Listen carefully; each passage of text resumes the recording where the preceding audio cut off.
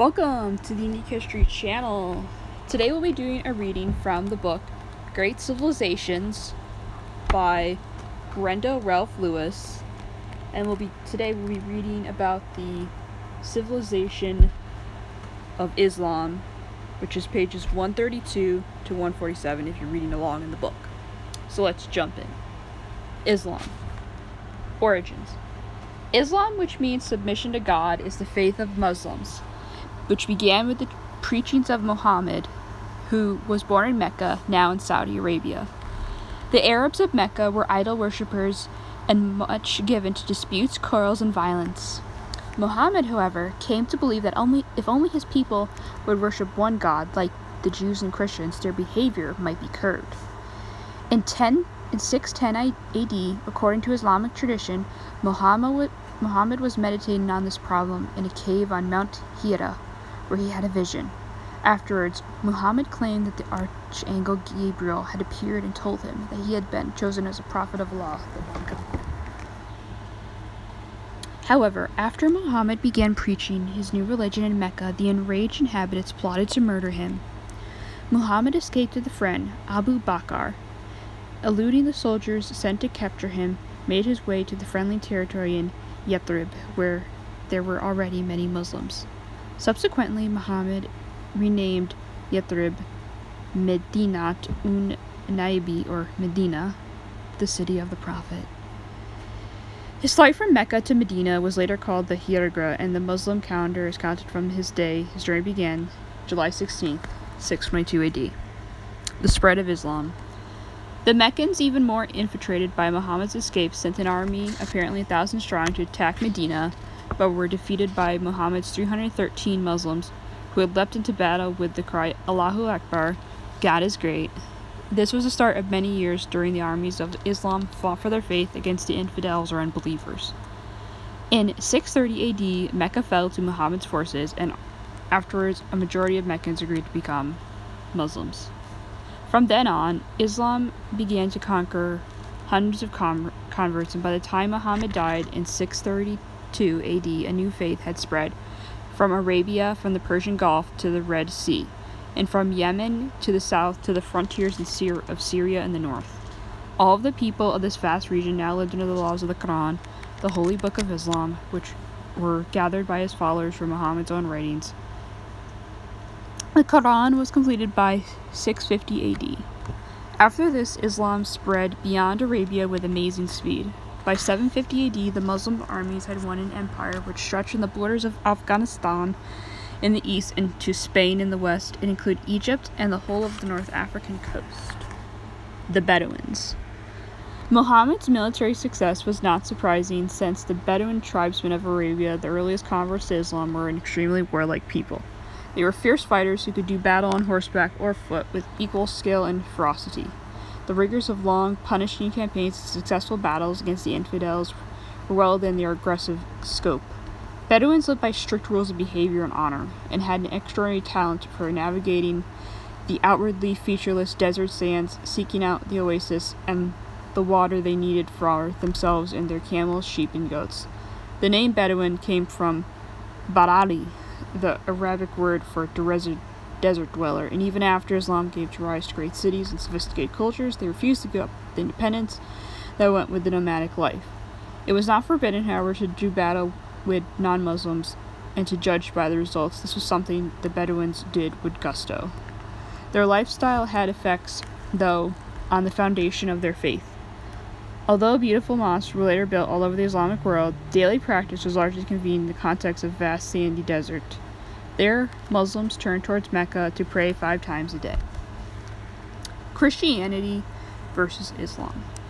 Muslims believed that the Prophet Muhammad rose to heaven from a place in Jerusalem on which they had built the mosque, the Dome of the Rock.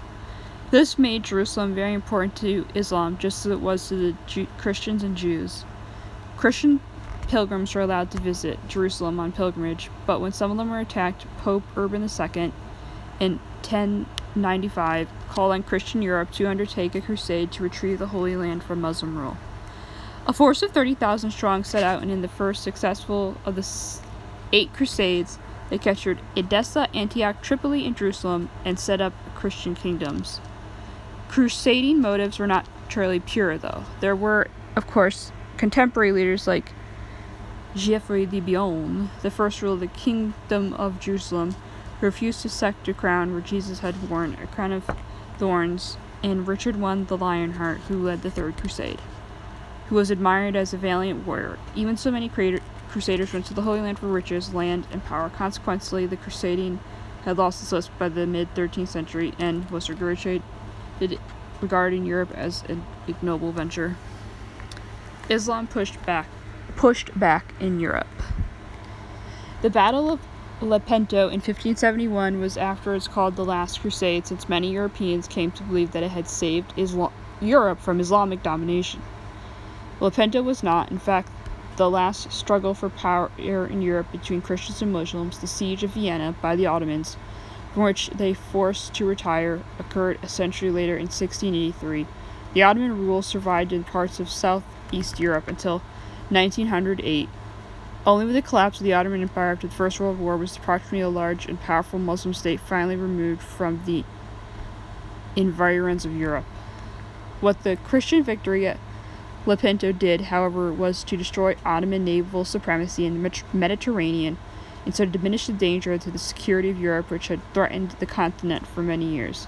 In the battle, which fought on October 7, 1571, off Lepanto near the Gulf of Corinth in Greece, 280 Christian ships and 50,000 seamen faced 300 Muslim vessels and 25,000 fighting men. The Ottoman center and right were destroyed, with the loss of 200 ships and 30,000 soldiers and sailors. The Christians lost 10 galleys and 8,000 men. Dazzling Damascus.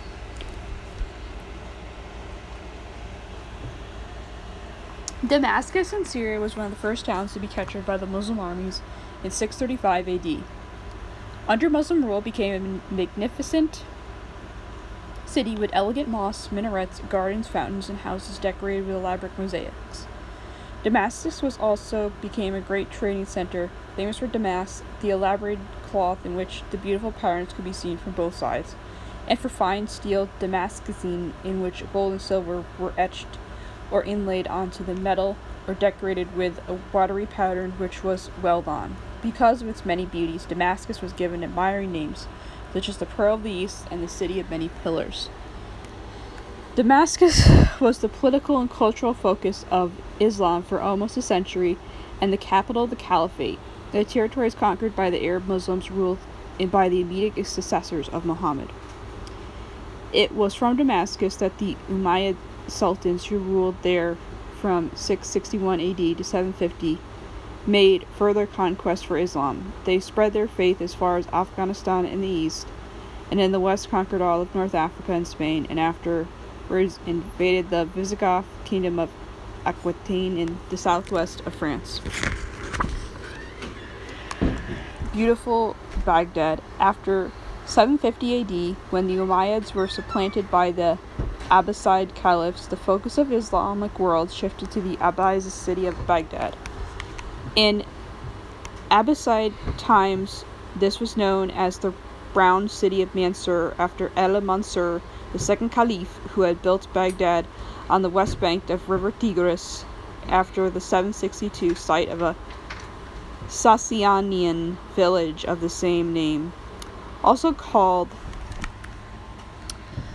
Madiyat el-Salam, City of Peace, Abbasid Baghdad was surrounded by a stout wall with 4 gates, each of them defended by 1,000 men. Baghdad later became a center of culture and learning, and this status was typified by most of its famous caliphs. Harun al-Rashid, who possesses a library containing some 600,000 books. Harun aimed to gather the learning and riches of the known world in Baghdad. The splendor of this period, the zenith of Baghdad's glory, was reflected in the tales of the famous 1,001 Nights. The Abbasid dynasty, which lasted in Baghdad until 1258, when the city was sacked by Mongols, set up libraries through their empire and built hospitals in every city as a part of their initiative to encourage the study and practice of medicine. Safid Persia. In 1501, the Suevids, who originated in southern Russia, challenged the power of the Turkmen in the Confederation of Persia known as Akloyonula, or White Sheep. The Safid Ismail defeated the Turkmen at Shadar in that year and proclaimed himself Shah. Before, the Suevids began threatening the territory of the neighboring Muslim Ottoman Empire, but in 1541 they were confined to the Iranian plateau after suffering a series of heavy defeats. The Suevids were not inward-looking. They encouraged contacts with Western Europeans who, like themselves, were enemies of the Ottomans. Diplomatic and commercial relations with the Suevids were therefore a bonus for Europeans, all the more so when Shah Abbas I encouraged manufacture and export of beautiful silks. Shah Abbas, known as Abbas the Great, was a consummate politician. He created a standing army to control the feuding Turkmen chiefs, and after 1598 used it to seize Azerbaijan and part of Armenia from the Ottoman Empire. Abbas's astute rule left a legacy of stability which enabled his dynasty to survive a succession of mediocre shahs, as well as pressure from the Ottomans until the Safavid state was overthrown in 1722 by the Afghans. Other Islamic empires. The riches and magnificence of some Islamic rulers were possibly because, unlike Christianity with its emphasis virtues of humility, the Muslims were not forbidden material wealth as the condition of their faith. In this context, the Ottoman Empire, established after the capture of Constantinople, the capital of the Byzantine Empire, in 1453, or the Mongol dynasty of northern India, established in 1526, were celebrating Islam by their own leisure. The Ottoman Sultan Suleiman I the Magnificent, 1494 to 1566, added to his domain by conquest and penetrated into Europe to capture Belgrade, Budapest, and the islands of Rhodes, as well as Baghdad, Aden, and Algiers. Suleiman's navy was dominant in the Mediterranean, and Suleiman, whose reign was regarded as the Golden Age, was himself an enthusiastic patron of the arts and architecture. The riches of the extensive Mongol Empire and the papal wealth of its emperors astounded the first British emissaries to visit them in the 18th century. Muslim-style architecture with its curved domes, finely decorated, detailed decorations was a particular glory of the Mongols, and today is typified by most by the Taj Mahal at Agra near Delhi, which has been described as a poem in a stone and a dream in a marble. Islam teaches Europe. Islamic emphasis on culture and learning put the Muslims far ahead of contemporary Europeans in several ways. Muslim seamen, for instance, used a triangular lateen sail which made better and faster use of wind than the square sails on the European vessels. The Europeans soon adopted the lateen and had much to learn too from Muslim geographers who had a more accurate and comprehensive view of the layout of the earth. This made Muslim ships preferable to the European plain charts, since they were better guides for vessels venturing out of sight inland. Even the Scandinavian kings, the greatest of all the European seamen, benefited from the map-making and navigational skills of the Muslims. A similar process took place in medicine, where the Crusaders were among the first to learn more gentle and more effective treatments practiced by Muslim physicians. Astronomy, too, was well advanced in the world of Islam, and Muslim astronomers had a better understanding of the heavens at a time when many Europeans still believed the world was flat and the sun moved around the earth. The Muslims as traders. The close acquaintance of Arab Muslims had with living in the desert stood them good instead when it came organizing the trade caravans which crossed the sandy wastes of the Sahara in Africa or the Gobi Desert in Central Asia. The camel, with its stamina, endurance, and ability to keep going for days on end without fresh supplies of water, was ideal for Muslim purposes. By this means, the Muslims built up a rich land-borne trade, not only in the staple of goods such as grain or cloth, but in luxuries such as wine, ivory, sweet-smelling woods, perfumes, silks, brooches, silverware, gold objects, and jewelry. Slaves, too, were traded for goods by the Muslims, who transported them by land and sea. The success of the Muslim seaborne commerce owed a great deal to their superior navigational and map-making skills, and Muslim trading vessels were able to reach as far as East Africa by 1600. Their commerce was dominating the eastern Mediterranean and Indian Ocean. They acquired a distinctive edge over their principal rivals, the Spaniards and the Portuguese, who later admitted Muslim vessels to their ports because they needed the revenue this brought from the harbor tolls. Muslim medicine and science. In medieval Europe, gangrenous legs were amputated, often leaving the patient to die of shock. Wounds were cauterized with boiling oil, and deep crosses were cut in patients' foreheads to drive out the devils. Later on, patients were bled to expel evil humors. The experience often killed them. Muslim physicians proceeded quite differently. They used acupuncture or drugs and ointments to cure the diseases or heal wounds. They prescribed poultices to treat inflammations and curbed diets for stomach complaints. The studies of the Muslim botanists were allied to medicine, since they tapped liquid from balsam trees to make healing ointments. Muslim botanists also wrote books, mainly in Persian but also in Arabic and Urdu, about how plants grew and the effect the weather had on them. Zoologists made a special study of horses, made drawings of both their internal as well as their external anatomy, and passed on their knowledge to veterinary surgeons. Geometry was another specialization, and it played an important role in Muslim artistic design, especially as Islam, like Judaism, forbade the making of images, obliging the artist to use only flowers and abstract or geometric shapes.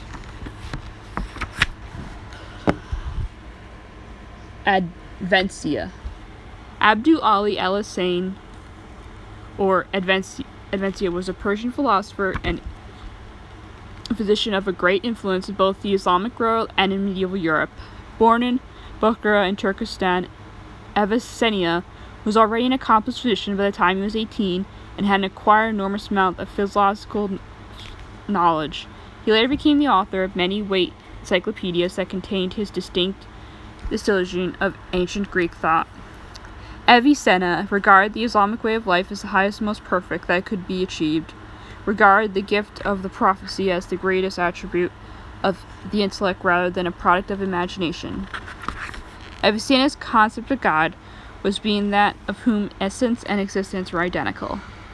His great contribution to medicine was his El-Qur'an fi el-Taib, the Canon of Medicine, an encyclopedia of medical knowledge taken from his own experience and from theories of Greek physicians. The Canon of Medicine became popular not only in the Islamic world, but in European universities, where it was studied from the 12th century. Before 1500, the Canon was reprinted 15 times and was the only second text to be printed in Arabic in 1593. Averroes. The Arabian philosopher Ibn Rushd, known as Averroes, came from Cordoba in Muslim-ruled Spain. He trained as a doctor and became a physician to the Caliph, as well as a judge in Seville and Cordoba.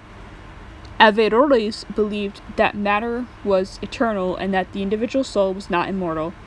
Like Avicenna, he studied the ancient Greek philosophers and wrote commentaries on the thought of Aristotle in Plato's Republic. Also, like Avicenna, his work became well known in Europe after it was translated into Latin. Averroes believed, like the ancient Greeks, that the philosophical truth comes about through reasoning, a view opposed by some Christian thinkers such as Italian philosopher and theologian St. Thomas Aquinas. Unfortunately for him, Christians were not the only ones to reject Averroes' teachings. The Muslim authorities regarded him as heretical, and he was banished from Spain in 1195. Later, however, Averroes was allowed to return, but eventually left Spain again and died in Marrakesh in Morocco in 1195. His philosophy, known as Averroism, gained adherents in Europe and was taught in Paris and elsewhere in the 13th century. Its supporters, the Averroists, maintained the distinction between philosophical truth and revealed religion.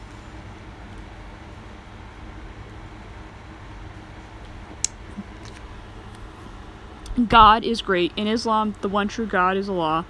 Although his name is neither feminine, masculine, or neuter, Muslims believe that Muhammad was one of the last prophets, which also included Noah, Abraham, Moses, and Jesus Christ. It was Muhammad's task, one given to him by Allah, to complete the divine religious law, and through him they believe Allah sends messages to the people of the earth. For Muslims, the Islamic code of conduct based on the Quran and the Sunnah is known as the Sharia, and because it is the law of Allah, it is immutable. The source of Islamic law is the Hadith, in which the practices of Muhammad's life, the Sunnah, are recorded. The Sunni Muslims, who are a majority of the 80% of all Muslims, represented orthodox tendency in Islam based on their Sunnah or path of the Prophet Muhammad firmly upon the Quran. The Shia Muslims, who mainly live in Iran and Iraq, believe that Ali, the nephew and son-in-law of Muhammad, was the rightful inheritor of the Muslim Caliphate, but was prevented from taking up his inheritance by his murder in 661 AD.